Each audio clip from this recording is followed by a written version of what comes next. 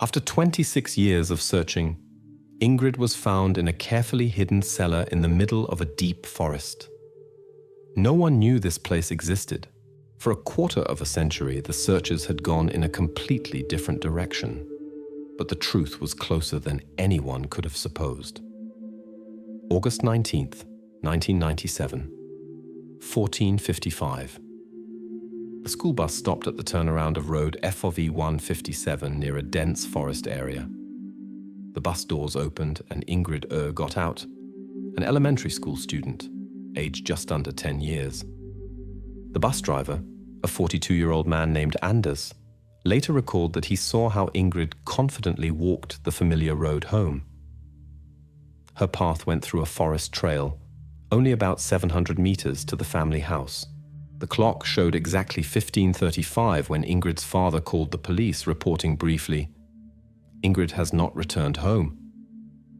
Police officers arrived on the scene exactly half an hour later. The first searches yielded nothing. The ground was dry, clean, without traces of struggle. The brought dachshund could not pick up a trail, which surprised experienced dog handlers. From the bus to home, Ingrid walked this trail daily, and never before had any incidents occurred here. The only thing investigators noted, the bus driver mentioned a strange person in a dark hood, spotted around 15:05 on a neighboring forest road. He was moving toward the bus stop, with a bulky backpack on his back. The driver did not make out the face. Simultaneously with this, exactly at 15:20, a short call came to the police from an elderly retired neighbor. He reported that he heard an unusual metallic sound, as if something large and heavy was dragged across metal. The pensioner described this place as deeper in the forest, approximately half a kilometer east of the main trail. The police dispatcher noted the call, but no special attention was paid to it at that moment. The first hours of searching are always crucial. Almost immediately, suspicion arose regarding two persons. The first became Ingrid's former stepfather, a man named Jonas, living 18 kilometers from the scene of the incident. Jonas and Ingrid's mother were in a prolonged court dispute about alimony. This was a dry fact. The police did not immediately reveal any details. The second person came under suspicion somewhat later. This was a local lone hunter, known to residents of the nearest village for his harshness, rough character, and unpredictable behavior. He was the owner of an old, weathered off-road vehicle which was often seen in these places. The investigation noted that this person had already come to police attention several times for domestic reasons, but it never came to serious charges. The investigation acted quickly. Already 2 hours after the missing person report, the former stepfather was called to the station. Jonas did not resist, voluntarily gave a DNA sample, answered briefly and clearly to all questions. After 40 minutes, a polygraph was organized, a device that records the slightest signs of lies. The test operator, later reporting on the results, said briefly, "Polygraph without hesitation." Jonas's alibi was confirmed within a minute after the end of the procedure. In his jacket pocket, they found a receipt from a gas station. According to the document, he was far from road FV 157 exactly at the moment when Ingrid disappeared. Meanwhile, the searches continued. A helicopter with thermal imaging was lifted into the air, specially designed for nighttime search for the missing. At 20:15, the thermal imager recorded something unusual. A large, bright spot located approximately 800 meters north of the main forest trail. The pilot gave a signal to the ground team that there was a suspicious area requiring careful inspection. But literally within a few seconds, the equipment began to malfunction, losing focus and connection with the screen. The helicopter sharply went down. The pilot barely managed to stabilize the machine before the equipment completely failed. The filming breaks off. The investigation was entering its first night. The search headquarters was urgently moved to the old building of the local forestry office. The next day, the lone hunter John S., who just yesterday had calmly answered police questions, unexpectedly fell silent. His cooperation broke off sharply and unexpectedly. Instead of explanations, John firmly demanded a lawyer. Such a change immediately alerted investigators. In previous interrogations, he had answered clearly, without hesitation. Now, only silence and refusal to comment on further events. After this, the investigative team began to study John's past more closely. In archival documents from 1990, a curious detail was discovered. He had already figured in one case, though only as a witness. The incident happened in a neighboring filk. Then a report of an attack on a young girl came to the police. John was interrogated among other eyewitnesses. Soon after a brief conversation with the investigator, he was released home.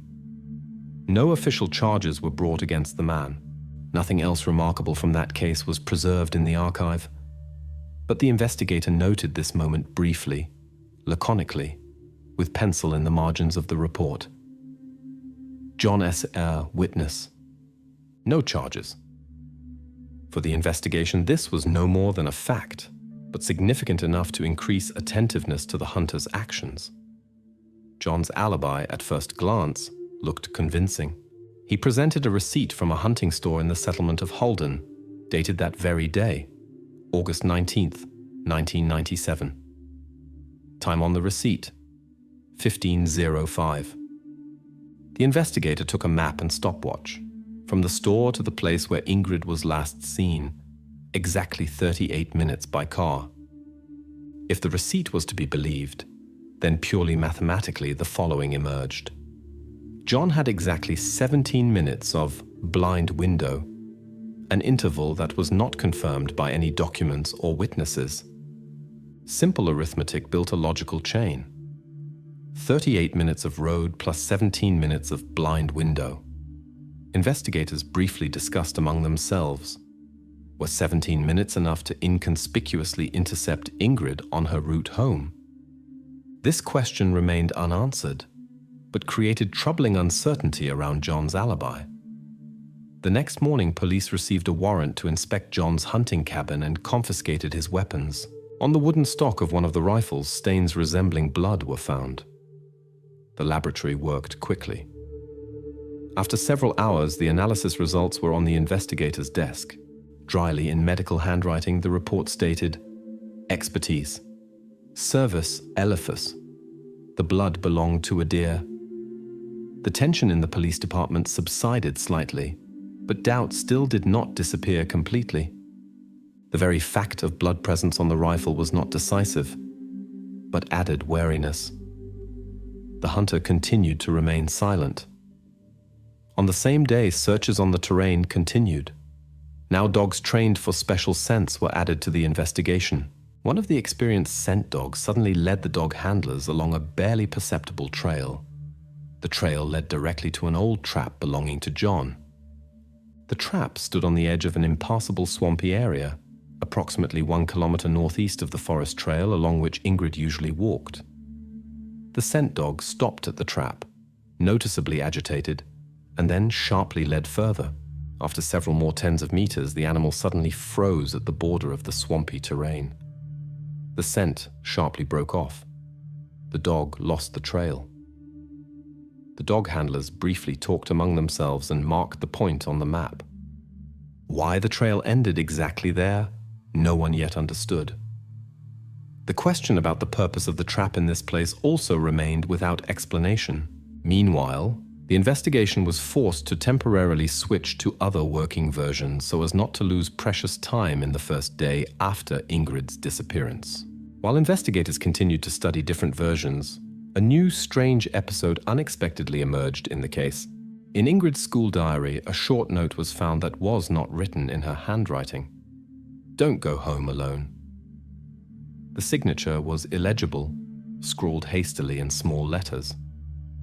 The teacher who discovered the note could not say with certainty who exactly had left it.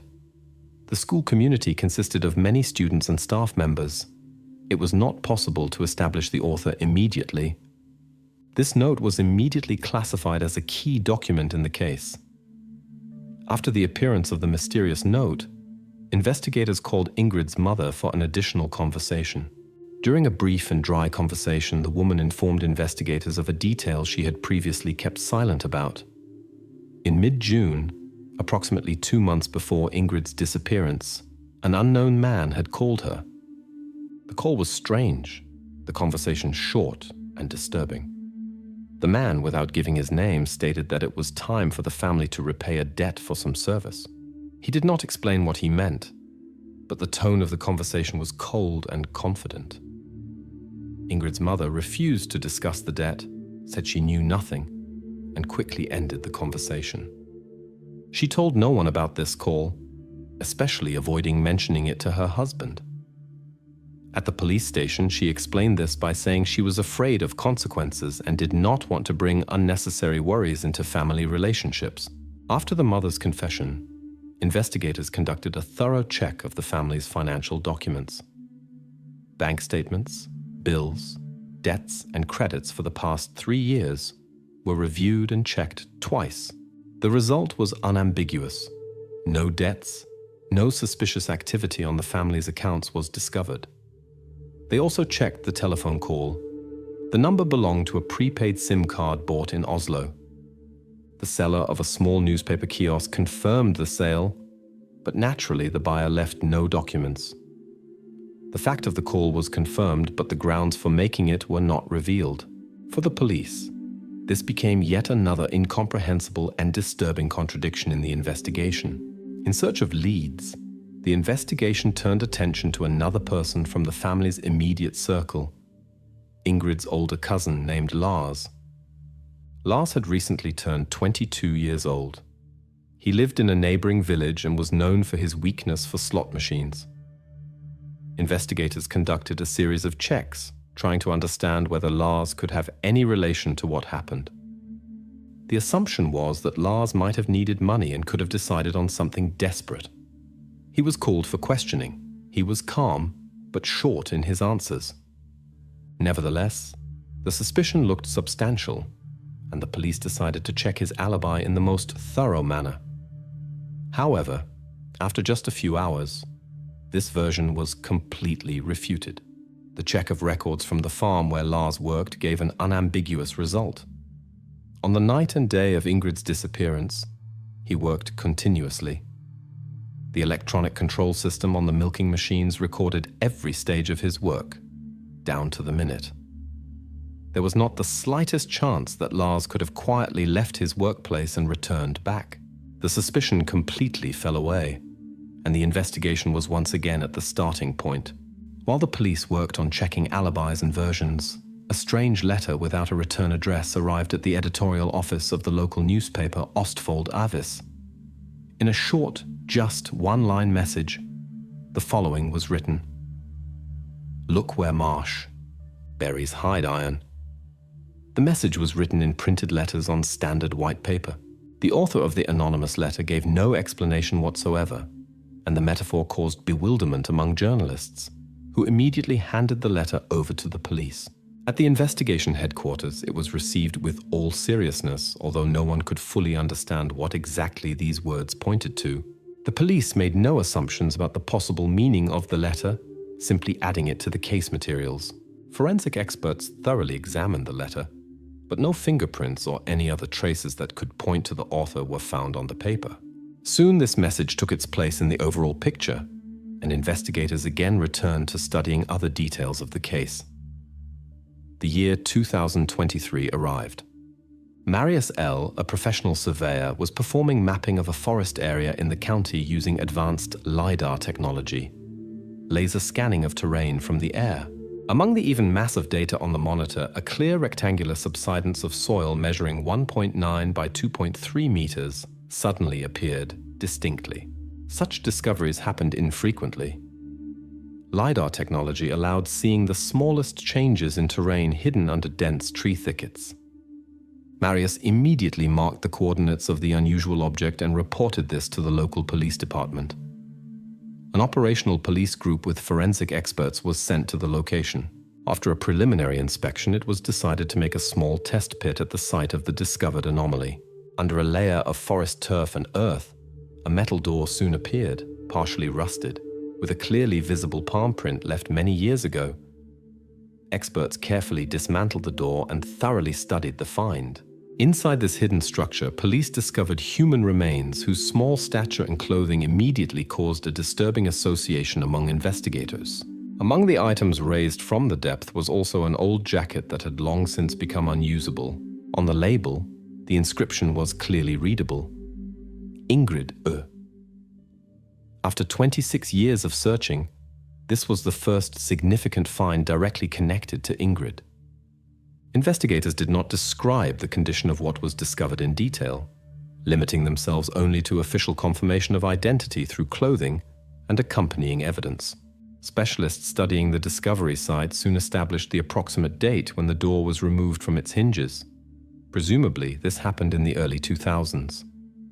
To clarify circumstances, investigators again turned to residents of nearby settlements. One of the neighboring gamekeepers confirmed an interesting fact. In 2002, nearby approximately 800 meters from the found cellar, he observed a tent set up for several weeks. According to him, a small group of seasonal lumberjacks worked there then. He remembered the tent distinctly, but could not recall or name specific names of people who lived there during that period. This fact was immediately entered into the investigation materials, but it provided no greater specificity. Investigators could only take this information into account and search further. Meanwhile, forensic specialists continued to examine the door, trying to extract the maximum possible information. The laboratory quickly received the first results of DNA analysis taken from the metal surface. It unexpectedly turned out that the DNA sample completely matched a previously unidentified profile that received the codename Man A in 1998. This profile first appeared in the case materials when, a year after Ingrid's disappearance, a cigarette butt was found near her family home. At that time, this piece of evidence aroused interest, but never received any further development.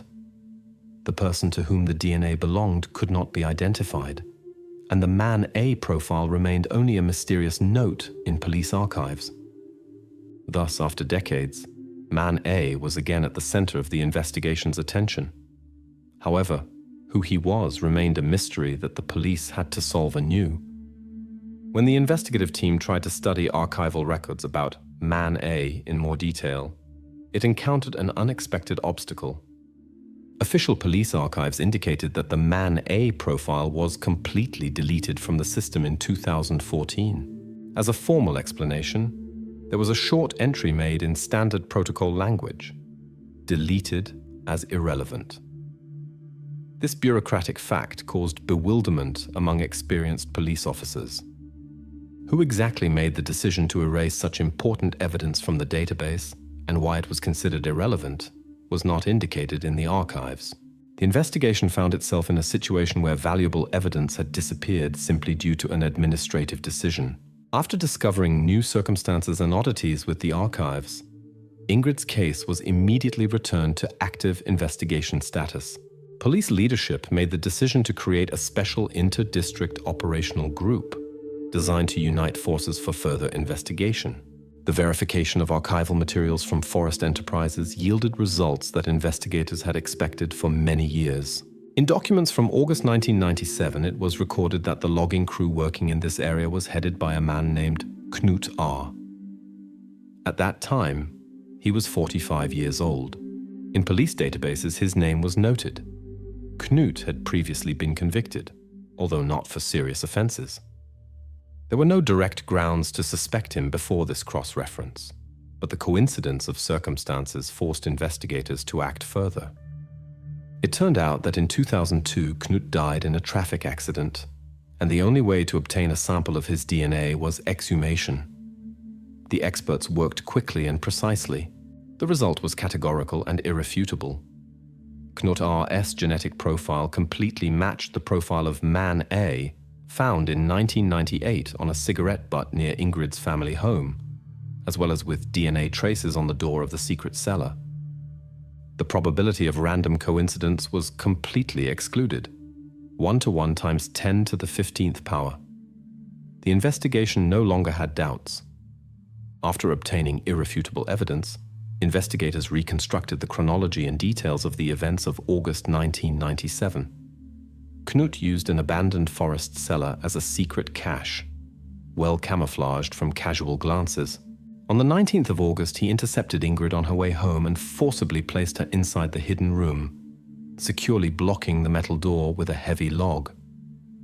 There were no witnesses nearby, and no one heard or noticed what had happened. According to the conclusion of forensic medical experts, Ingrid received a leg wound that led to the development of sepsis. The official report stated that death occurred within approximately 4 to 6 weeks after disappearance. The presence of a ventilation shaft explained why dogs did not sense the characteristic smell during initial searches. Air circulated in such a way that it left no odors on the surface. These details were presented by investigators dryly, clearly, and without emotional additions. In January 2024, the case received continuation at the legal level. Ingrid's parents officially filed a lawsuit in which they demanded recognition of the forest enterprise as an accomplice to the crime due to negligence and lack of proper control over their employees. The lawsuit stated that responsible conduct of affairs in the forest enterprise could have prevented what happened. Norway's Ministry of Justice examined the claims thoroughly, but ultimately refused to satisfy the family's lawsuit, citing the absence of sufficient evidence of a direct connection between the actions of the forest enterprise management and the actions of Knut R. This decision caused wide public resonance. Statistical surveys showed that approximately 48% of regional residents supported the ministry's decision, while 46% considered it wrong and demanded reconsideration. The rest abstained from any comments. Society was essentially split, but legally the case was definitively completed, and no subsequent appeals were accepted. After the final closure of the case, the discovery site was officially recognized as memorial. Police installed a low wooden fence around the hidden cellar, restricting access by outsiders. A modest metal plaque was installed at the site with a laconic inscription, "The forest is silent longer than man." This simple and strict text became the only reminder of what happened here 26 years ago. Authorities did not add any additional explanations, details, or comments. Investigative authorities officially ceased any actions related to this case. All documents were entered into archives, evidence was transferred for storage to state funds, and operational groups involved in the investigation were disbanded and returned to everyday work. Neither journalists nor the general public were provided with additional materials or comments, except for the official report. In the end, only that same silence remained, about which the installed plaque spoke. The events of Ingrid's disappearance and death forever remained part of the region's history. But the case was finally officially closed.